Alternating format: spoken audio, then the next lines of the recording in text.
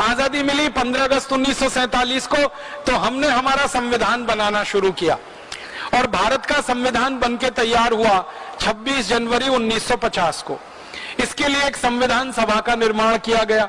उस संविधान सभा में 296 सदस्य थे, जिन्होंने 11 महीने और 18 दिन काम करके संविधान तैयार किया। लेकिन 11 महीने और 18 दिन में काम कुल 166 घंटे हुआ और उसमें संविधान तैयार हो गया।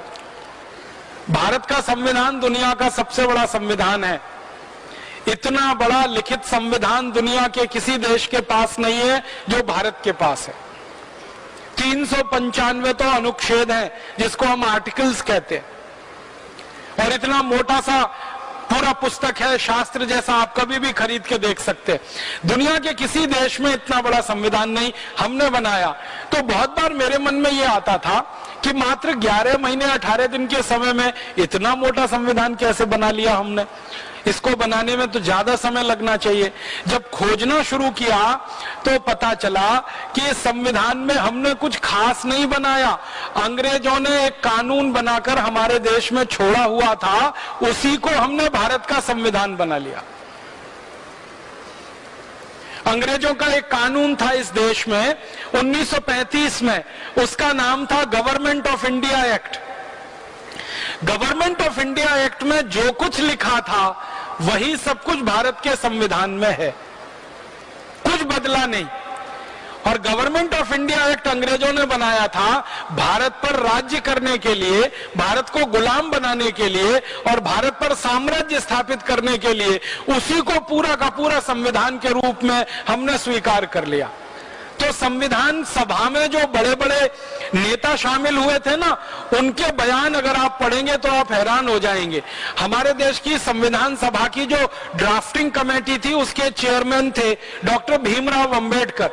उन्होंने 1953 में ये कहा राज्यसभा में बोलते हुए कि अगर मुझे कोई अनुमति दे दे तो मैं सबसे पहला व्यक्ति होऊंगा जो इस संविधान को जला दूंगा।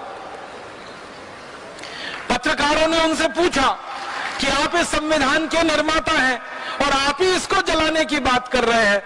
तो डॉक्टर भीमराव अंबेडकर ने कहा था कि इस संविधान से भारत के किसी नागरिक का भला नहीं होने वाला। क्यों नहीं होने वाला? क्योंकि जल्दी जल्दी में बनाया गया ये संविधान है।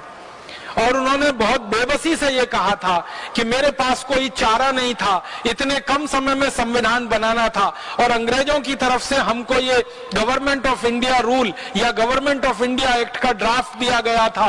आधार उसको बनाकर और दुनिया के दूसरे देशों के संविधानों में से कुछ चीजें निकालकर ये भारत का संविधान तैयार हो गया।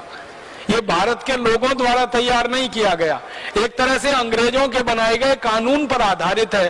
तो परिणाम क्या हुआ? वो संविधान बनने के और लागू होने के पिछले 60 सालों में ही 94 से ज्यादा उसमें संशोधन हो गए। माने संविधान अब ओरिजिनल रहा कहां? 60 साल में 94 संशोधन, 60 इयर्स और 94 अमेंडमेंट्स।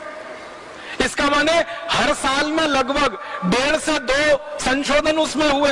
इसका माने इतने संशोधन किसी संविधान में तभी हो सकते हैं जब उसमें कोई बहुत बड़ी खराबी हो या कमी हो या कोई बड़ी बुराई हो, वरना इतने संशोधन होने का कोई कारण नहीं है। संविधान सभा में सच्चिदानंद सिन्हा थे, पंडित जवाहरलाल नेहरू थे, सरदार वल्लभ भाई पटेल थे, सरोजनी नायडू थी, राजकुमारी अमृत कौर थी। ऐसे भारत के बड़े बड़े दिग्गज नेता थे।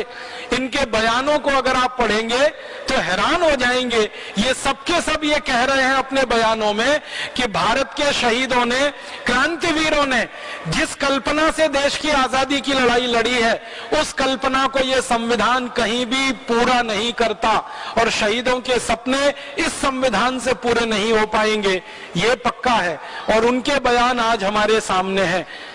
63 सालों में हमें दिखाई दे रहा है कि यह संविधान ना देश का भला कर पा रहा है, ना समाज का भला कर पा रहा है। ये एक बड़ी भारी हमसे भूल हो गई। अच्छा होता हम छोटा संविधान बनाते, लेकिन मौलिक होता, अपना होता, अंग्रेजों के कानून की नकल नहीं होता।